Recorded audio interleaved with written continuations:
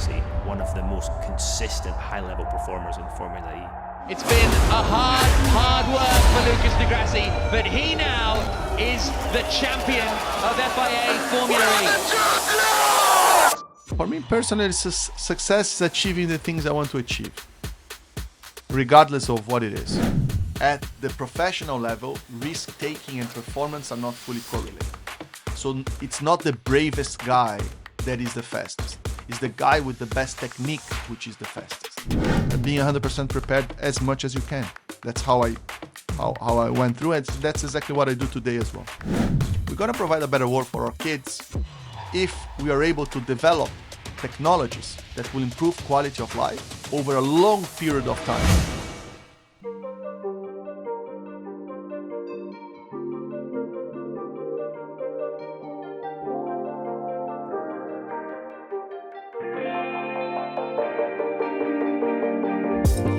All right, welcome back to the Quest for Success podcast, and thank you so much for tuning in once again. For those of you who have listened to our episodes, we've had on a variety of people. We've had on business owners, we've had on authors, we've had on world travelers, and we've had on athletes as well. And we're really excited because today's guest is an athlete in his own right. Today we have on Lucas di Grassi. Lucas is one of my classmates from Harvard Business School, the course that we just completed a month ago. And I know Lucas as a very bright student and someone's very, very smart.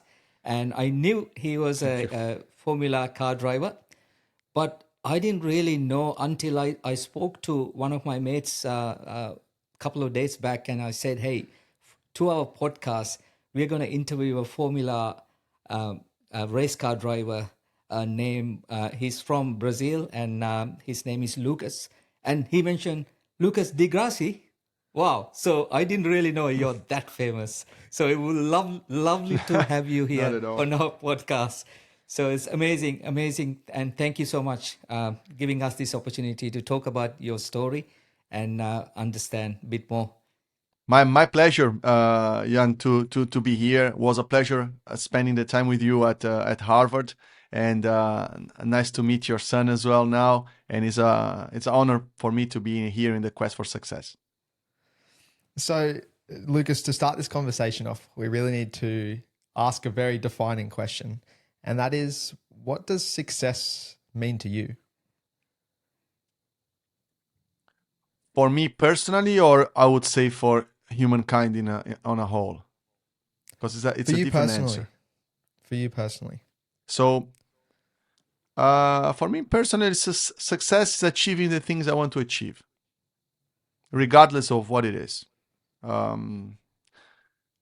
And most important because sometimes you don't achieve, it does not necessarily mean you didn't have success. So, and then the focus I have on this is, if I want to achieve something, I'm going to give 100% of my time, of my effort to achieve that. And if I'm happy that I did everything within my control, I would say that that was successful. That at least that try, it was successful, because not necessarily the result is the outcome of being successful or not. I think is the mentality and the process that you go through. It's much more important on an average over your lifespan.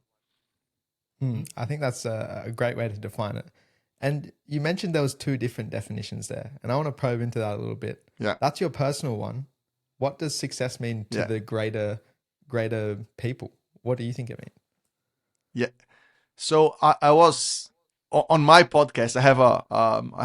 I sometimes I interview people, and I have also a summit that I organize in Brazil about the energy transition, technologies, and many other things. And one of the questions I have is like, what is the purpose of humankind? What we are here for? So why we are developing all this technology? What people think is the outcome for humankind? And I've been thinking quite a lot about that for myself. And I think the success for humankind is to end suffering. in one sentence. If we end suffering, if everything that we do, if our target as a civilization is to end human suffering, I think that's a very, I think it encompasses a lot of things, a lot of decisions we make, both social, both economics. It is a great way, or let's say, in my view, a great way to see whatever I do in the long-term vision is what I'm doing at the long-term vision is gonna end some suffering here or there, and then if that's the case, the direction is good. I think that's really powerful, and I like how you kind of split it up into the two different definitions. And I want to move to, for our listeners who maybe have never heard of your name before. Like me. Yeah, like Jan before he Sorry met you. about that. Ignorance, yeah. Can you give us a little high level explanation who you are and what you do? Yeah. So I am Brazilian, and Brazil is like a disorganized Australia for people that's never been to that, Australians that are listening to that. So same natural beauty, but with let's say 10 times more people and 10 times more disorganization. And I'm Brazilian. I was born and raised in Brazil, and I started driving go-karts when I was 7 years old, 7, 8. I raced all my life. When I was 18, as soon as I joined university, after 1 year, I dropped out to continue my career in racing, and I moved to the UK. Then I did normal path. I did Formula 4, Formula 3, Formula 2. Formula 3, I was world champion. Formula 2, I was vice world champion. Then I did Formula 1 for 1 year with Virgin Racing. Richard Branson had a team there. And then after that, I raced in long endurance races, so 24-hour races, like Le Mans. I have the best result in the history of Brazil in Le Mans with 3 podiums overall. And then after Le Mans, I started Formula E, which is the Formula 1 electric. Back in 2012, I was the first driver, and I was not the founder, but one of the co-founders in a way, because I was the first employee. Then I've been racing Formula E now for 11 years. I won in the 3rd season, I won the championship, and I have the most amount of podiums and victories in the series at the moment. Wow. That's an amazing story. That was in racing. And then I was lucky enough to join Harvard because of other projects that I do. Like I was a CEO of an autonomous car company for a while. I am a UN ambassador. I've been a UN ambassador for a few years on the clean air prerogative to try to push for cleaner air. I founded and failed in many companies as well, and in technology, mobility, and many other things. Yeah, that's interesting, Lucas. I mean, you kind of summarize your whole life story in few words, but you really like to unpack and understand a bit more. Maybe if you don't mind, we want to take you back to your early days. When did you actually started? When do you actually? Your parents into racing, or what makes you decided to go into racing? My father, all my family are pretty much engineers. My father was a mechanic engineer. He was on the defense industry of Brazil for many years when I was young, and his hobby was go-karting. He was racing like club level over the during the weekends and a little bit here and there.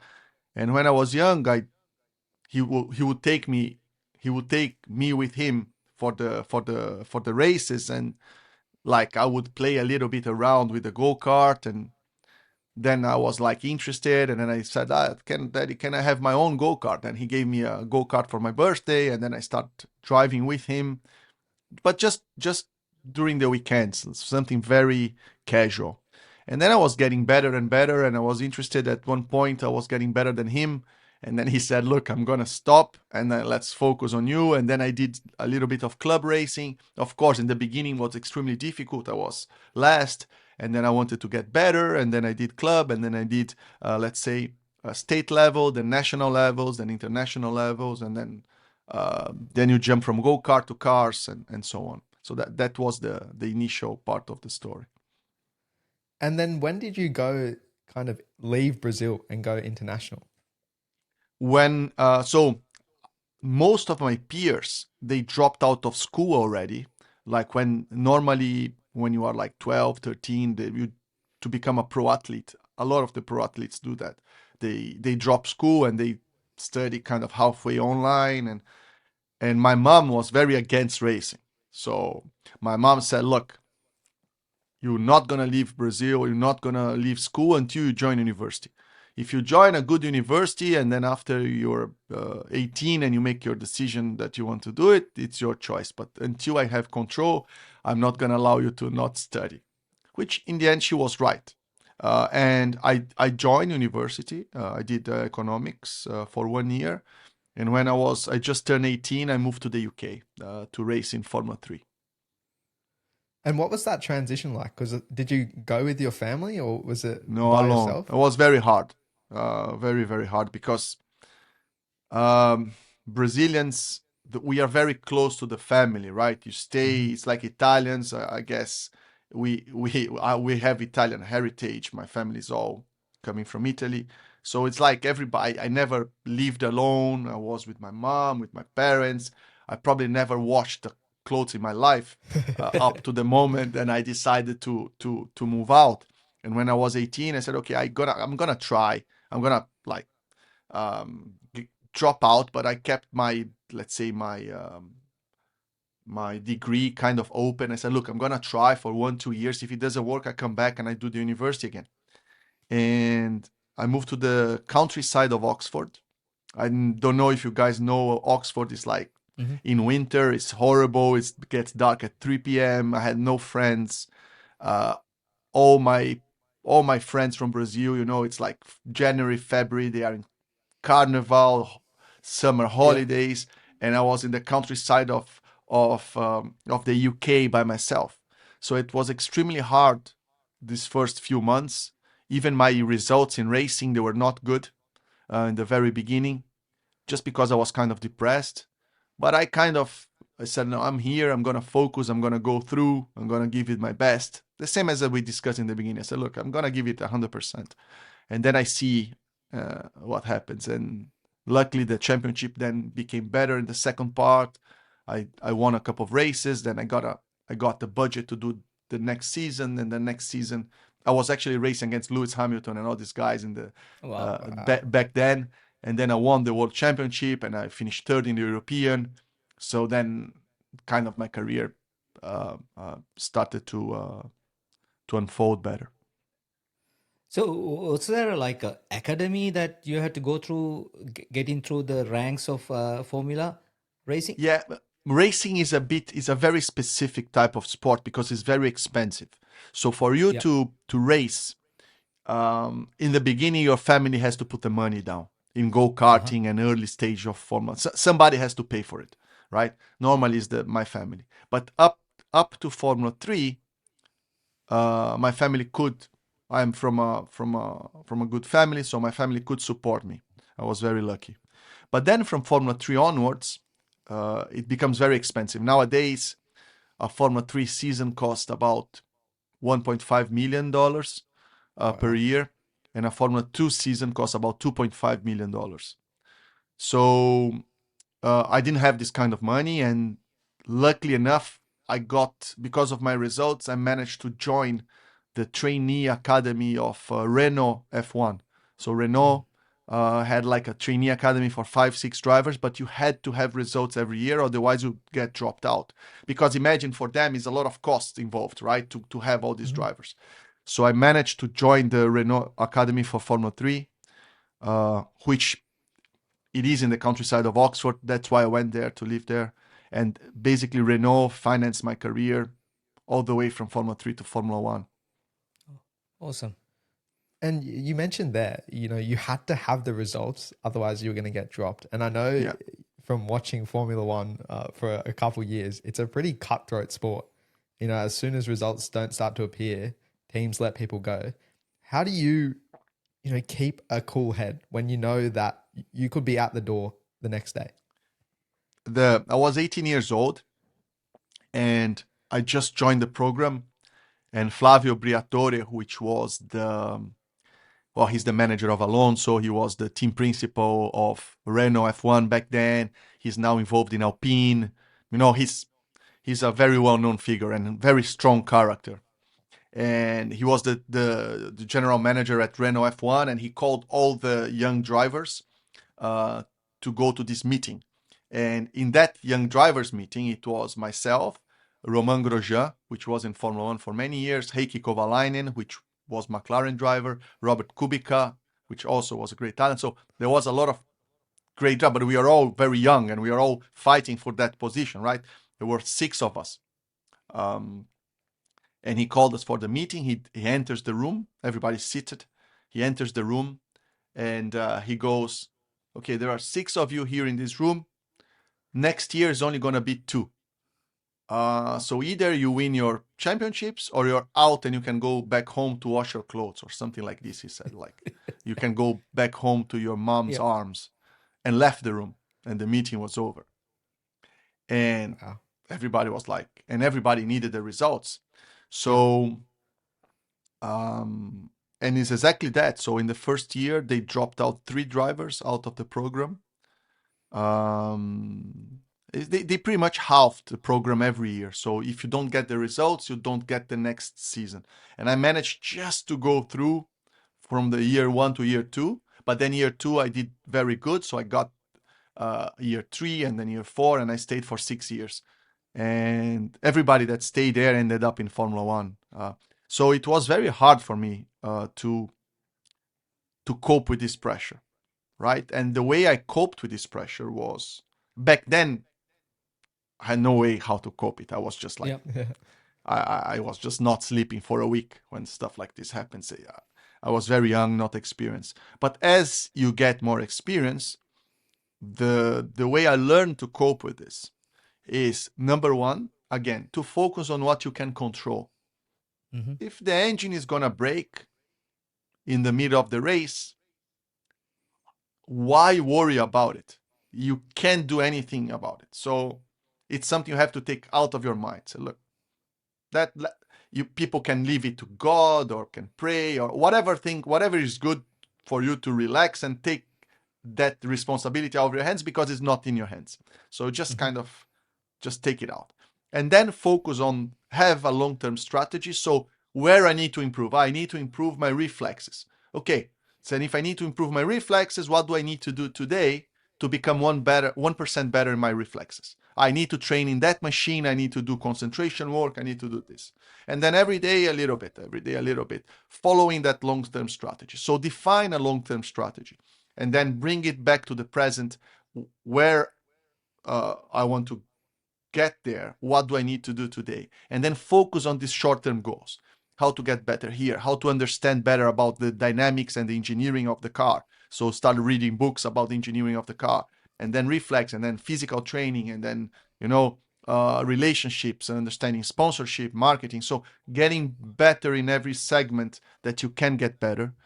And then being 100% prepared as much as you can. That's how I went through it. That's exactly what I do today as well. Sorry to interrupt. I just wanted to jump on quickly and say a massive thank you for all of the support so far. But I also wanted to ask a favor of you guys. We want this podcast to reach as many people as possible so that we can share all of the incredible learnings that we've had so far. But in order for us to do that, we need to grow our following to beat the algorithms. But the good news is, however, there is one simple thing that you can do to help us reach that goal. So I ask you, if you could please follow or subscribe to us on whatever channel you're listening to this on.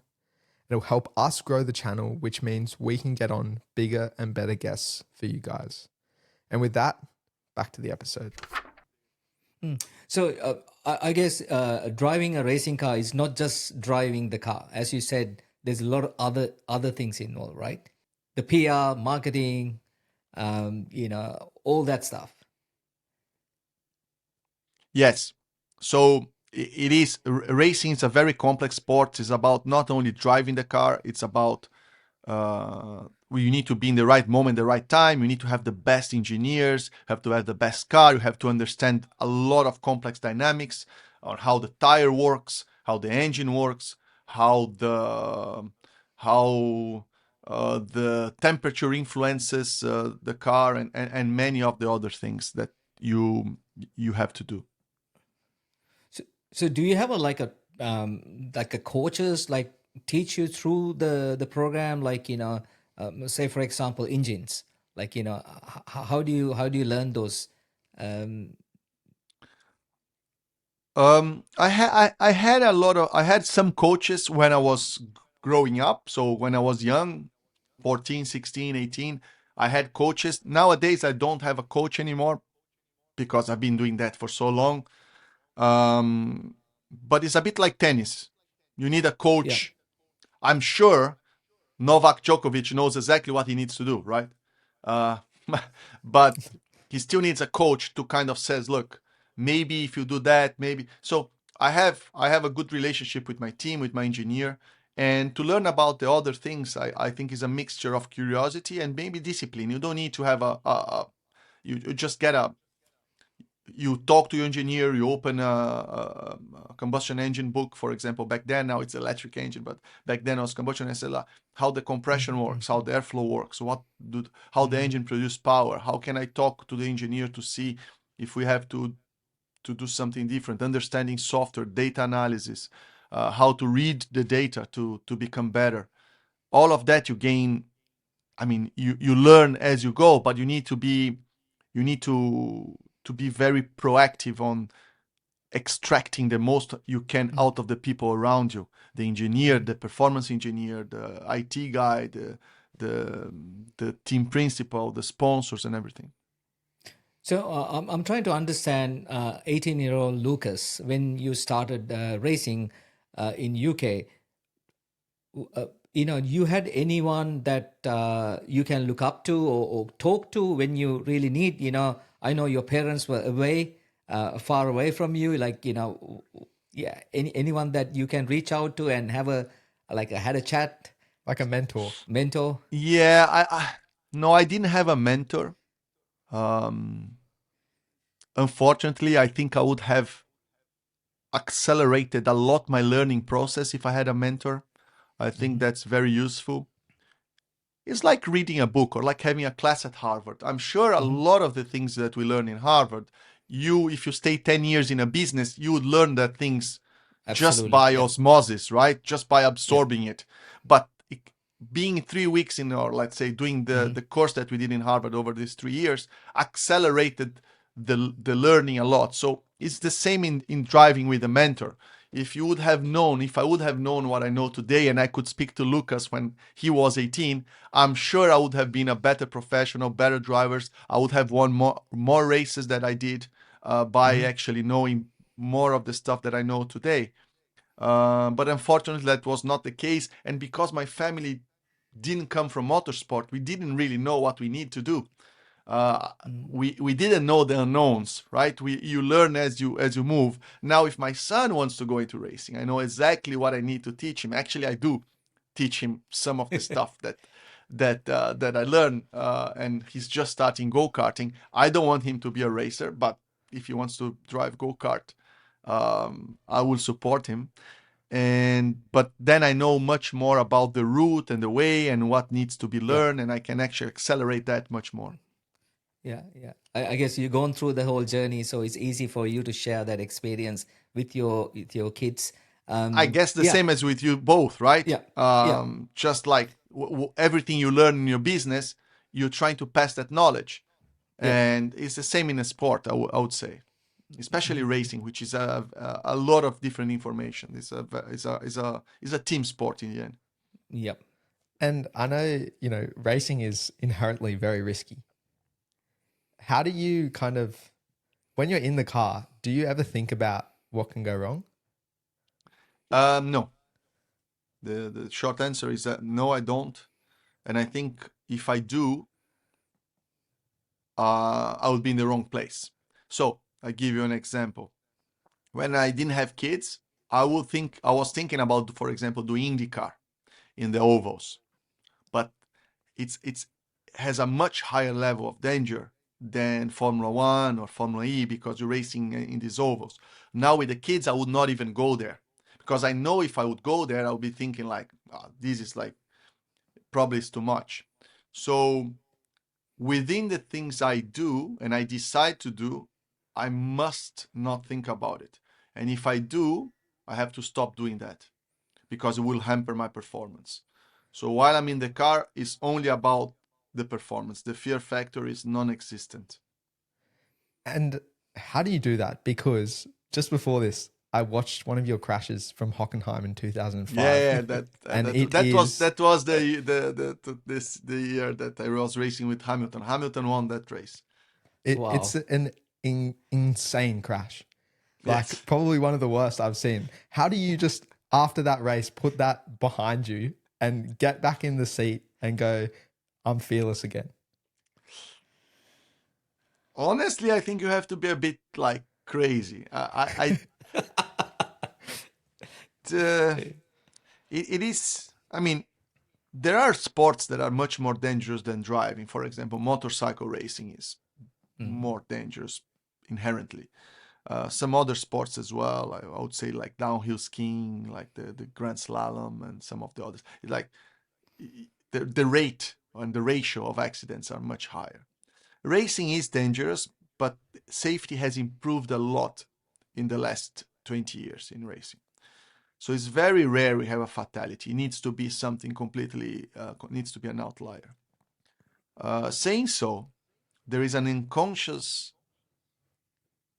I've seen many drivers that have very big accidents, even if they come back, and consciously they are not afraid. They're still not afraid, maybe because they blacked out. Let's say you crashed, you blacked out, you wake up the next day, you're fine, right? And you go back driving.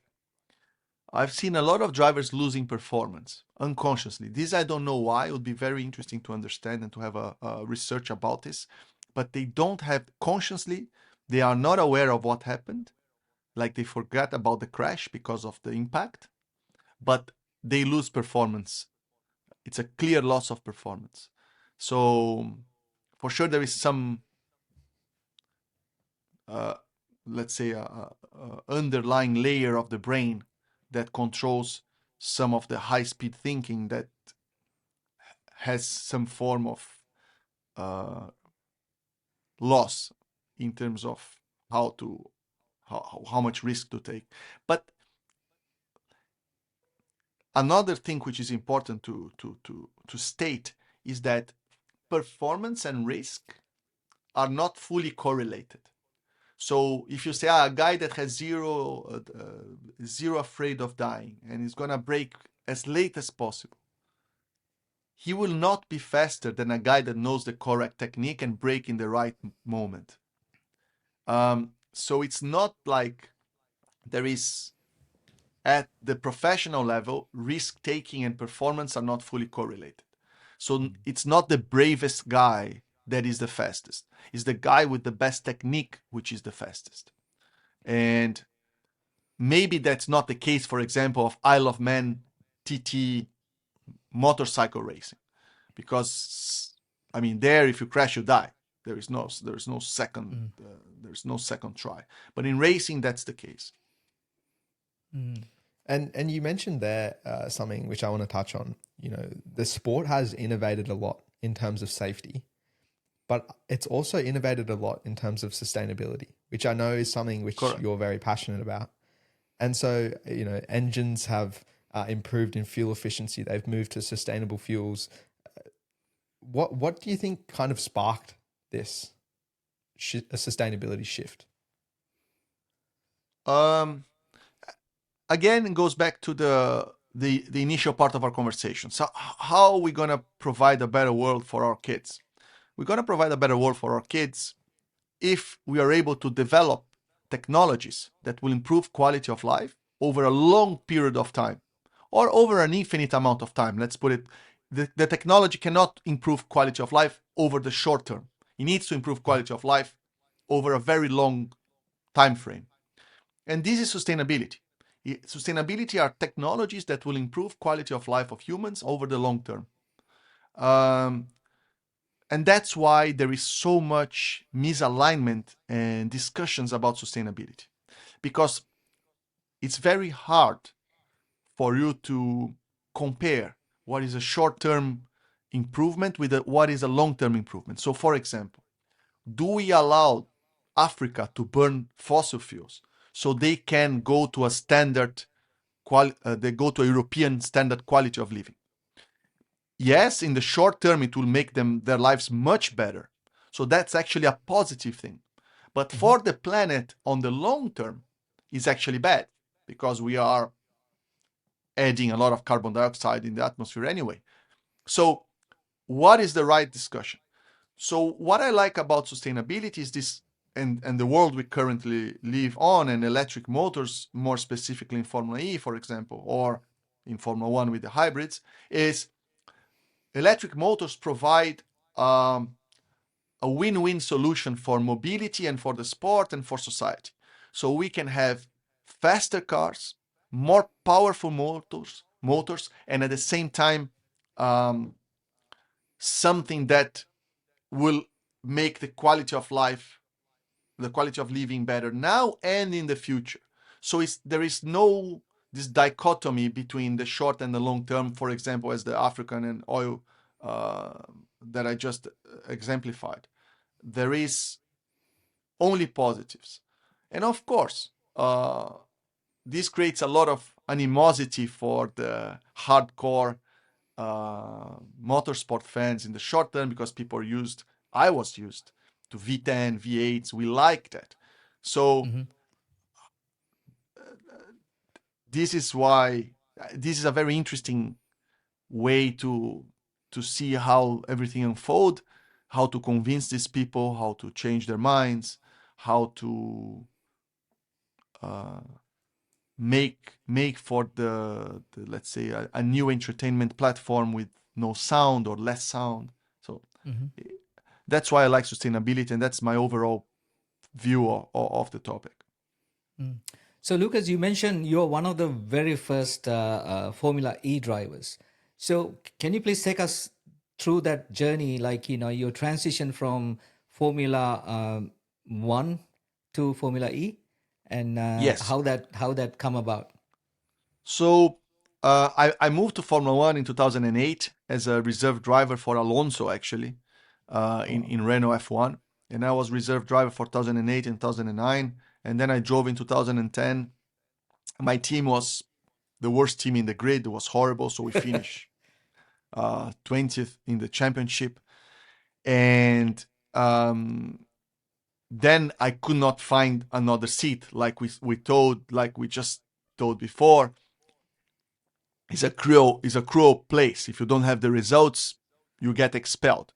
So I was expelled out of Formula One, and a few years later, 2 years later, I started doing some research about the future of engines, and the hybrids were just starting Formula One. So I wanted to understand a little bit better about electric engines, and I found out about this little company doing electric cars called Tesla.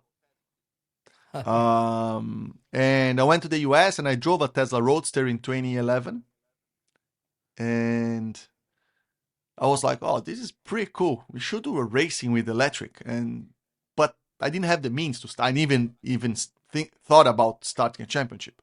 But then the year after, my ex-team owner, which was a very good friend of mine, he got a license from FIA, from the organization body of racing, like let's say like the NFL or whatever, the body that organizes the races, the Federación Internacional de Automóvil, the FIA, and got a license to say, okay, you can do an electric series, because we are interested to do something electric. And Alejandro, this guy, called me, said, Lucas, I got this license, but I have no money, I have nothing, I have just a PowerPoint deck. And I was like, that sounds pretty cool, because I knew already, I've driven it, I knew that the electric is coming. So I was like, okay, let's work on it. And then we start looking here and there for cities, for teams, for money, and the series became 2 years later. In September, we did the first race in Beijing around the bird's nest. And yeah, and the racing and the series has been going very strong now for 11 years. Wow. They following the same circuit, or you So doing? just Monaco, we race in exactly the same circuit, but we race the same place in Mexico City. We race in some cities as well, like São Paulo. We race in the same city, and but most of the venues are different from Formula One. Most of the venues are city tracks in the city centers, and one of the reasons that Formula One, because of the noise, cannot go there.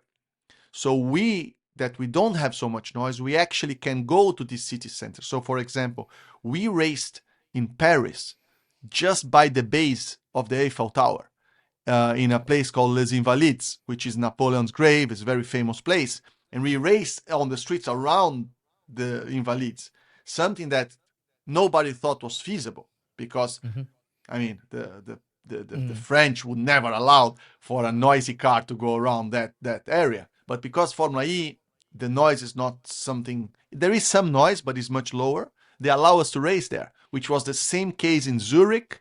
Zurich allowed for a motorsport event. After 54 years, they forbid it. So they allowed Formula E to race there.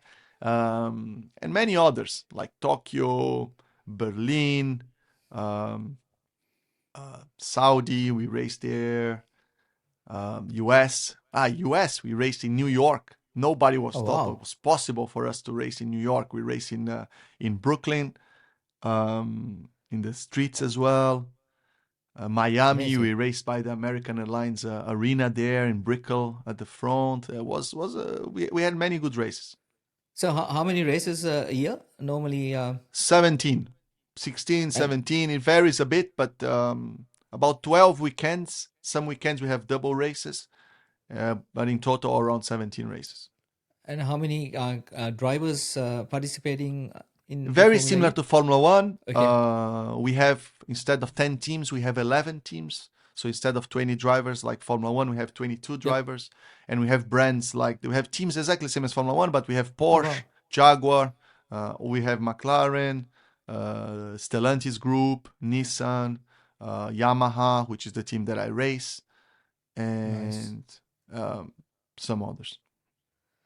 And just like how Formula One has led to a lot of innovations like outside of the sport, in terms of materials and technologies. I imagine the same things happening in Formula E in terms of innovations in electric vehicles. Is that the case? Correct.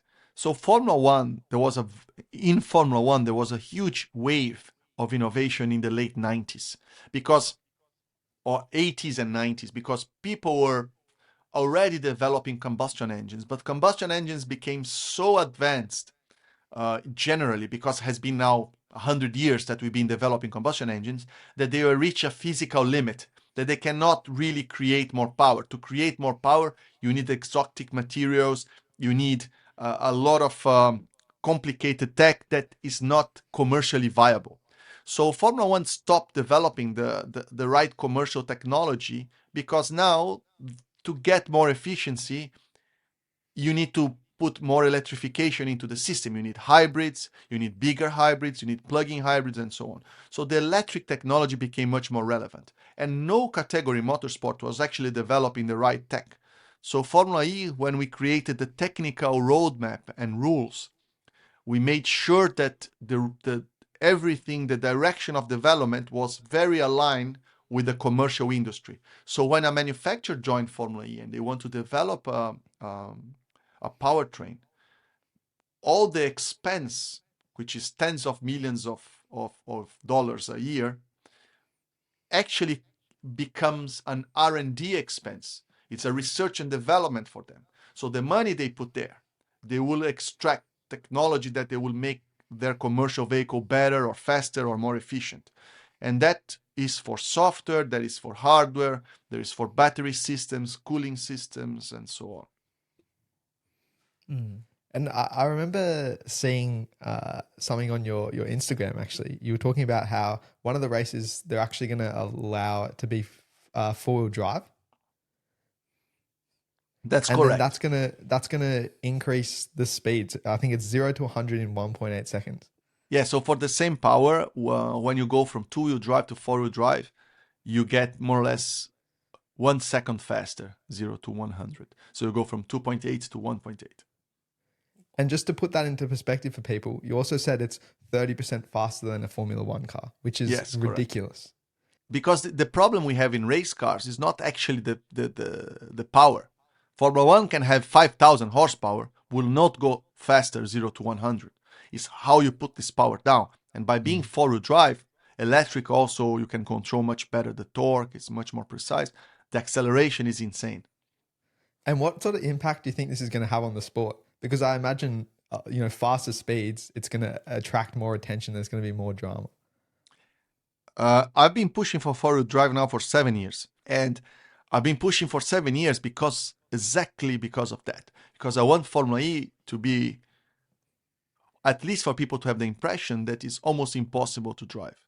And when you have a faster car, I think the follow and the general perception of people will change with the sport. For us as drivers, it becomes much more fun because in the races, we have two moments in the race. We have the moment we have four-wheel drive and have a moment that we have only rear-wheel drive. So we actually have to choose very carefully on the strategy when to use four-wheel drive and when to use rear-wheel drive, because we have a huge impact on how the race develops if you choose wrongly. And, it sounds like you've been doing a lot of advocacy for the sport and for sustainability in general. And it almost like appears like you've used your position and your influence as a bit of a platform to kind of try and change things that you're passionate about. What is it that drives you about sustainability? So I like technology, and I think sustainability is a technology problem. Like we discussed just before, if we develop the right technology, we're going to solve a lot of problems. We're going to make quality of life better. And racing is one of the few sports that actually develop technology that we're going to use in our lives. So if you make an electric motor which is more efficient, it's not only the car that goes faster. That technology will make, for example,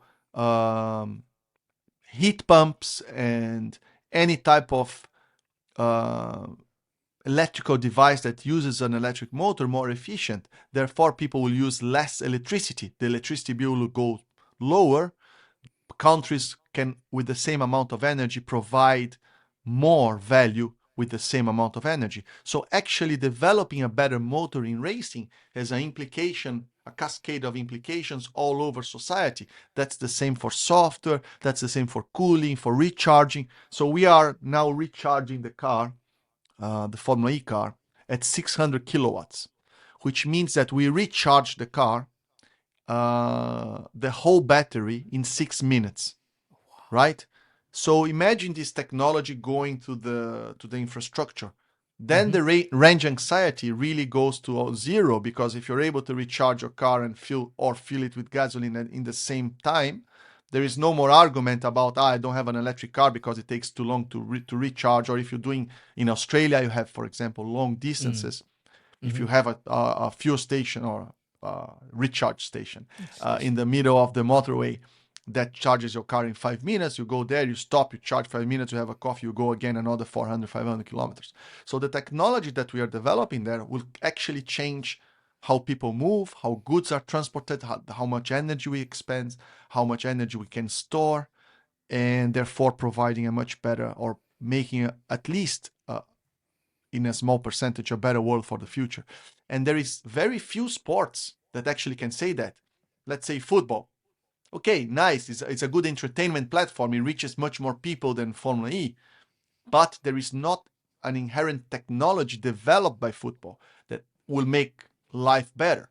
And racing does that. And I think this is understated by the drivers in general. So that's why I use my position as a sportsman in racing as a platform to talk about these technologies and to understand which technologies are interesting and invest on them and promote them and make money at the same time. So there is a lot of opportunities there. I use racing as a platform also to get the network, to get the investment, to get the direction of to understand the direction of these new technologies. So, Lucas, I wanted to ask this question. Ayrton Senna, like he was Yeah. one of my heroes. Do you had any heroes, or you had any influence from Ayrton Senna, Brazilian world champion? Yes. So Senna was one of the great Brazilians of all time, and he was extraordinary. And his death in 1st of May '94 really shocked the country and myself.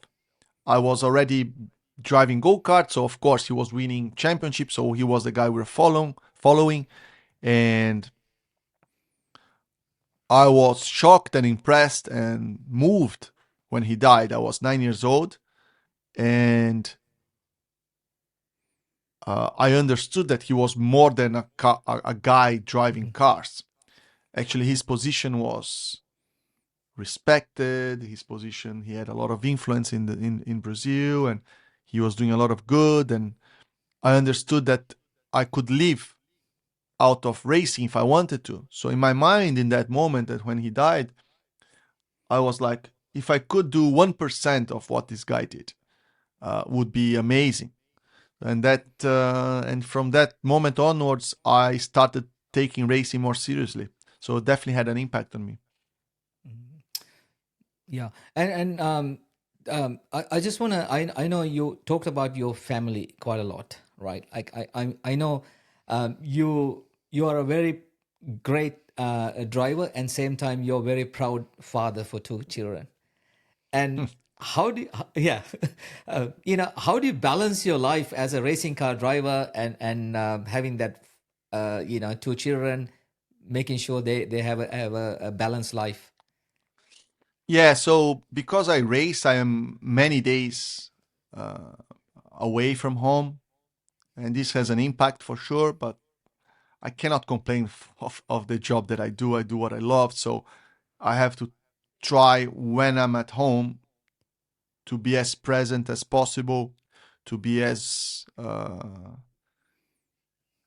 and to use the same philosophy that I use for myself to raise my kids. I think a lot of parents, they are super good businessmen and they have a lot of work ethic and work resilience, and when they go to work they are in one way and they don't use that to raise their kids.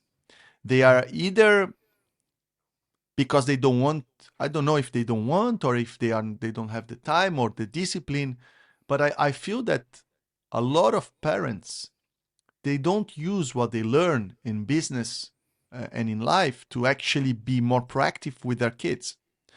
And that's what I'm trying to do. I try to do everything that to use everything that I learn and try to pass that down to my kids in the best way possible. And of course, it's difficult, it's different. I have a boy and a girl. They are completely different. They are 6 and 3, and I already know they have completely different personalities. It's very different to educate both of them. One is very competitive, the other not. One likes a lot of mathematics, the other doesn't. One likes to sing and is super good at drawing, the other doesn't like to draw. So everyone is different, but to try to use the same methodology, for example, reasoning and explanation, and trying to make them curious about the world and try to improve themselves and trying to make them understand what's good for them, what's bad for them, and try to, and like every parent, try to, instead of repeat a no 100 times, try to repeat why that is bad 100 times, which is more complicated, requires more energy. But uh, I think that's the right approach. We want to, we all want our kids to be better than us.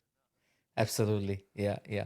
And you mentioned before you not expecting your son to go into racing. Any particular reason?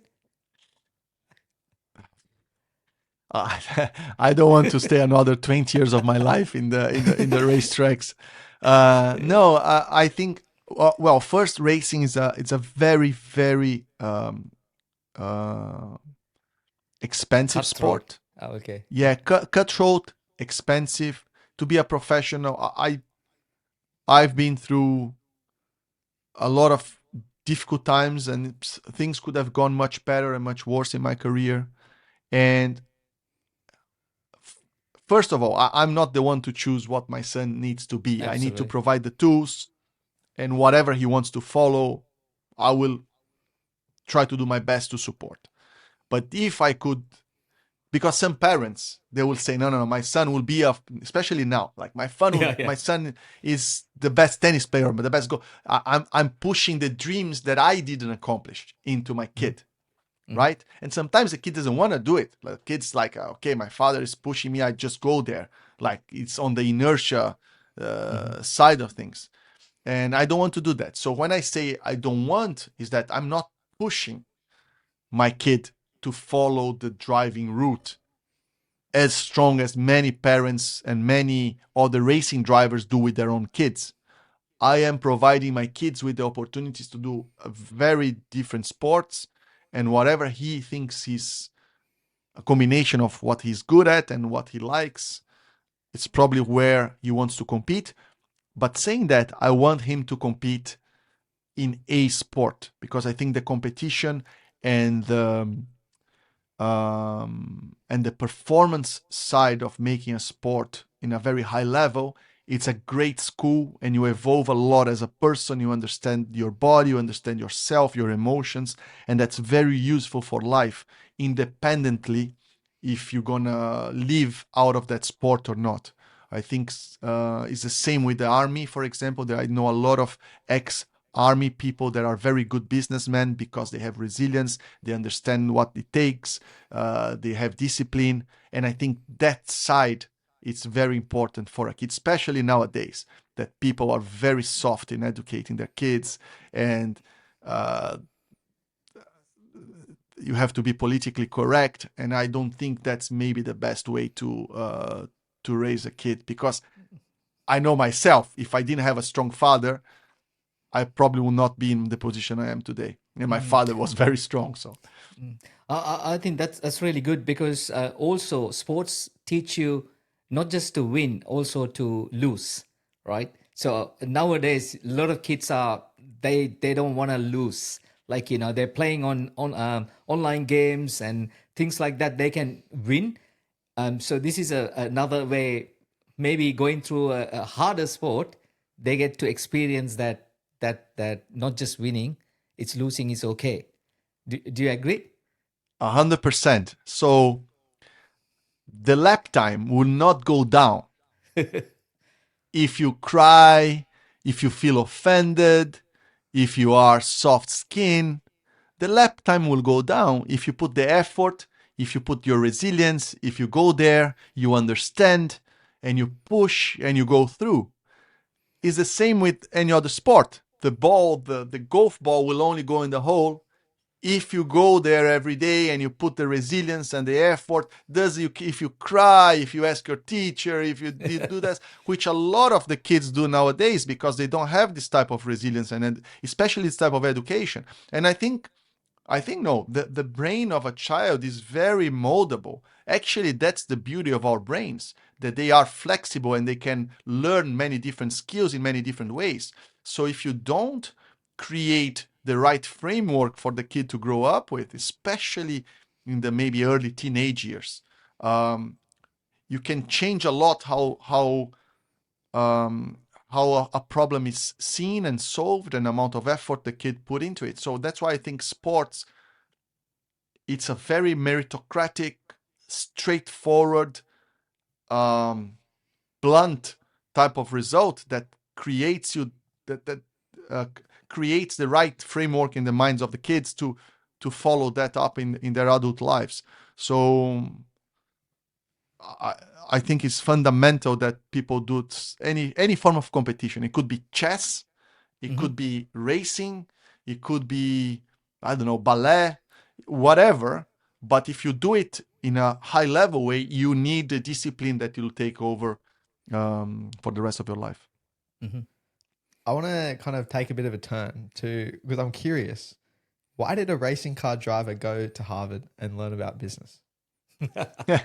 Well, that's a good question. And I think life is about, first of all, I think life is about learning. And life is about improving yourself as a person, as an individual, and then using this knowledge to solve problems and to make society better, to make your family better, to make society better. So that's number one. I went to Harvard because I could, and I think I was gonna be a better person after Harvard than before Harvard, and that actually was the case. I learned a lot from my peers, like Yam, like many others that are much more experienced than I am in business, in life, and at the same time, I'm preparing for a transition. Right, I'm 40 years old. The lifespan or the shelf life of a racing driver is between 20 and 40 normally. So I know I'm at the end of my career. If it's another 1, 2, 3, 4 years, I don't know. But I know that, and I would like to have another career after that. If it's in motorsport, great. If it's not in motorsport, it will be in something else.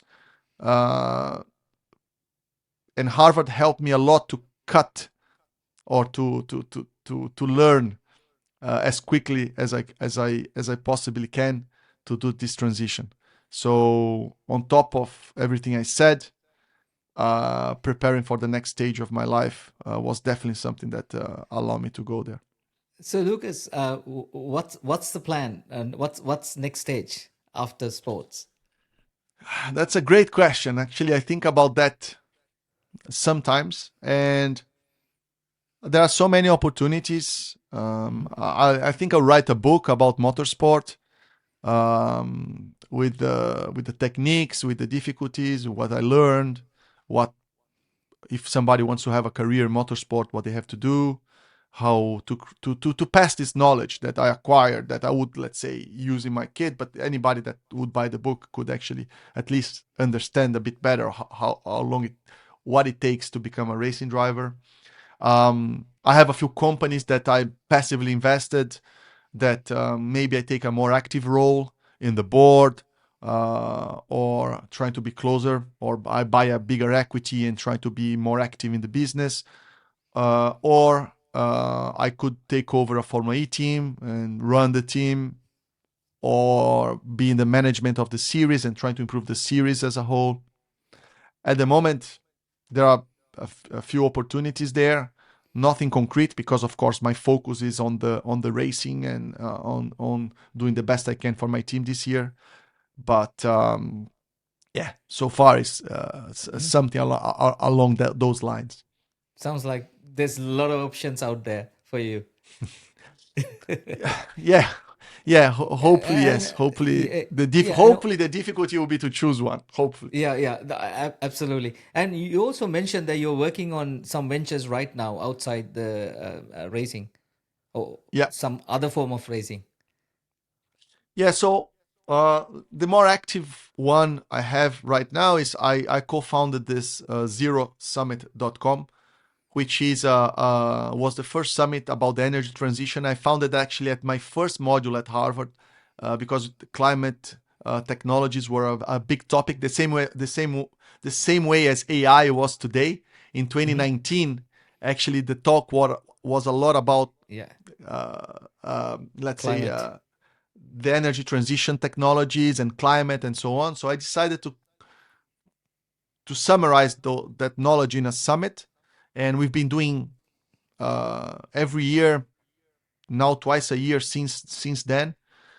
And it's growing, and we expanded to London, to Riyadh. Will be Monaco next year as well. So I would definitely be closer to my summit and try to improve it even more.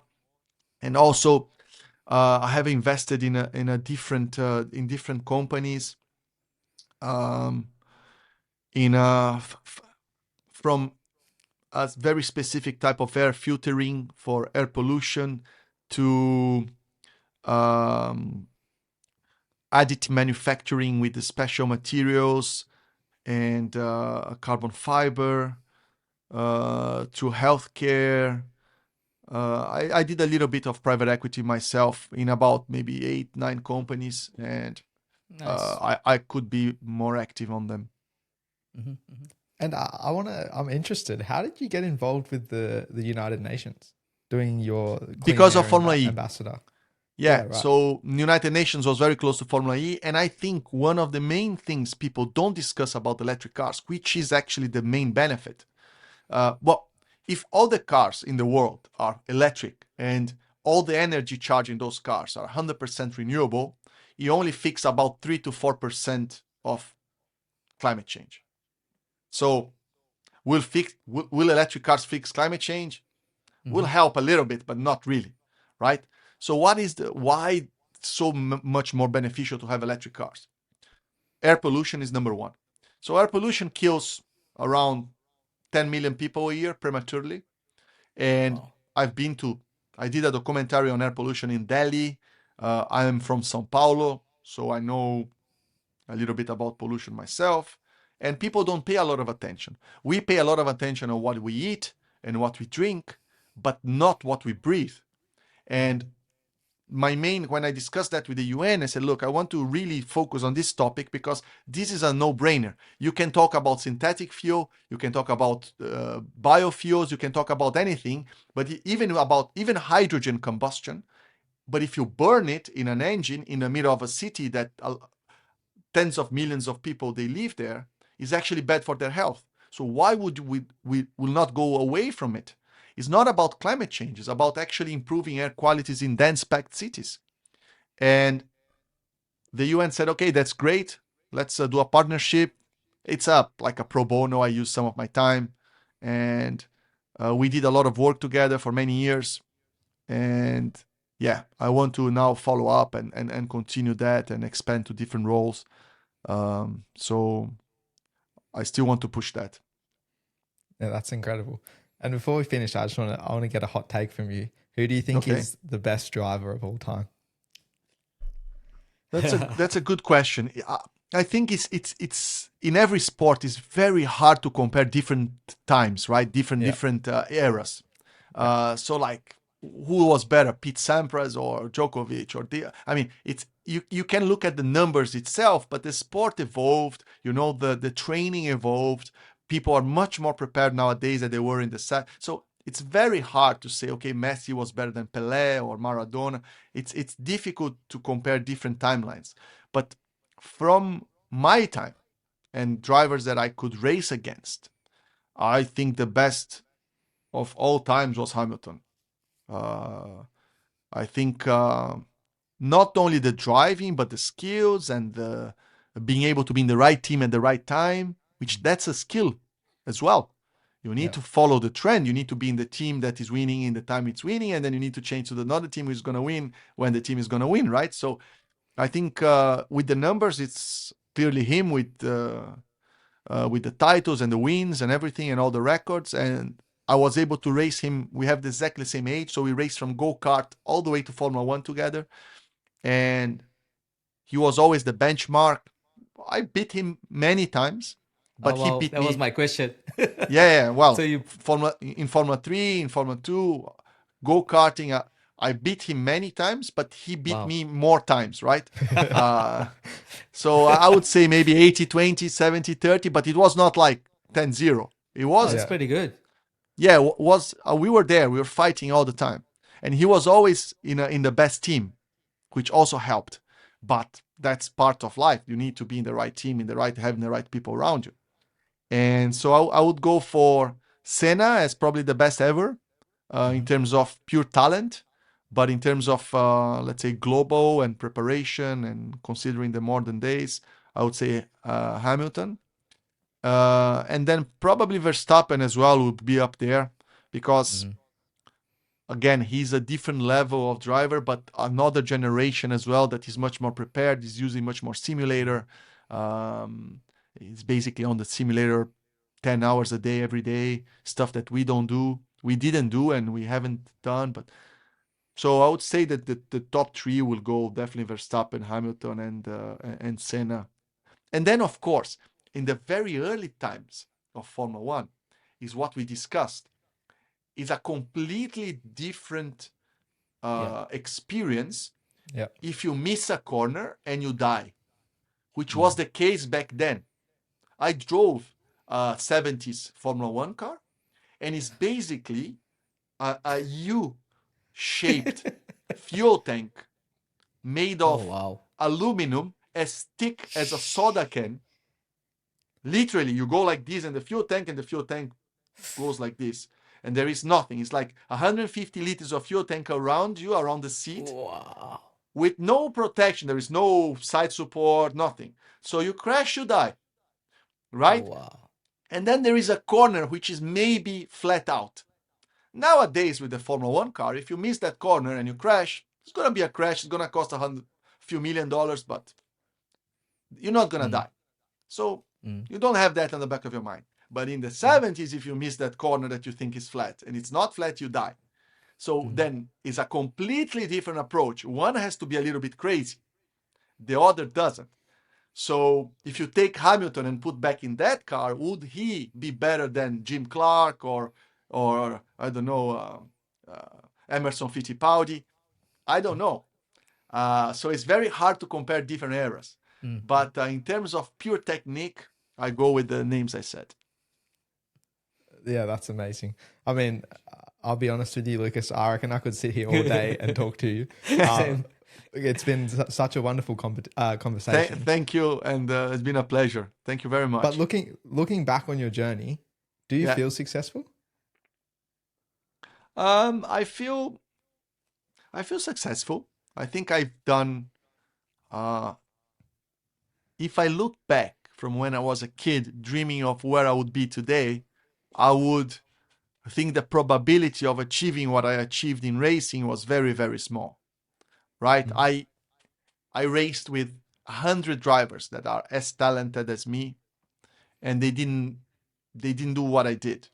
I was not the most talented one, but I was probably the hardest working one. And so, do I feel successful? Yes. Do I feel realized completely? No. I think I have a lot of things to do still. And I have a lot of other things I want to accomplish in business, in life, and in other things.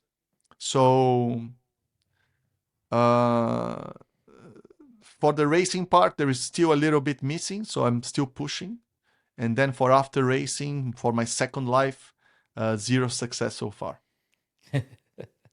So, yeah, I totally agree with you. I think you are incredibly successful. And throughout our conversation, I've been jotting down a few things which I think are the ingredients that have built your successful life. Okay. So I'm going to share them with you. The first one is you're an incredibly driven learner.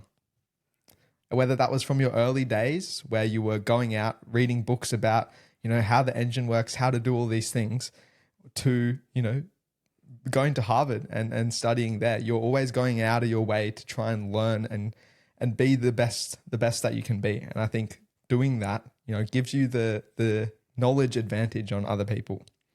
The second one that I've got is resilience. I think a lot of people moving to a new country at such a young age and having to do the stressful things that you've done, a lot of people probably would have just gone back home to their family and enjoyed, a normal life. But you had that mental grit and you were able to kind of get through the tough times.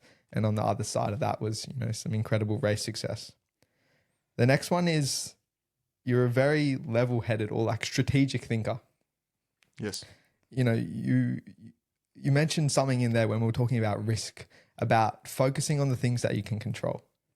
Yes. And when I heard that, I felt like I had learned something about you just in that one sentence, because, you don't worry about the things that are outside your circle of influence. You're always trying to do the things that you can control.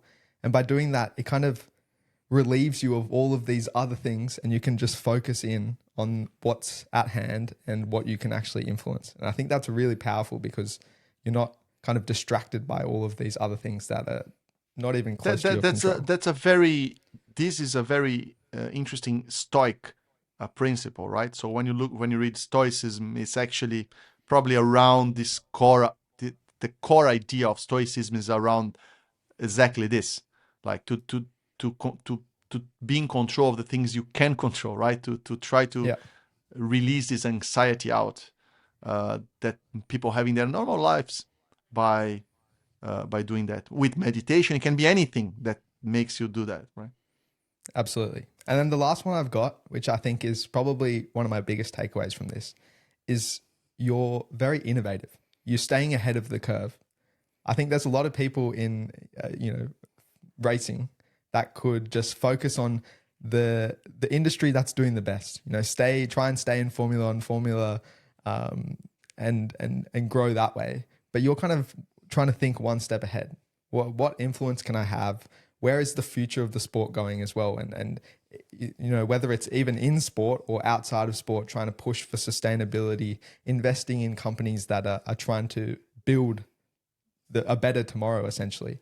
And so I think, that thinking one step ahead is really powerful and is going to drive you forward as well. And so, Lucas, I want to say thank you so much for this conversation. You have to send me actually these 4 points. Actually, you resumed it in a much better way than I ever been able to. So I need this back. I'm gonna put on my bio actually somewhere. Yeah, absolutely, I will.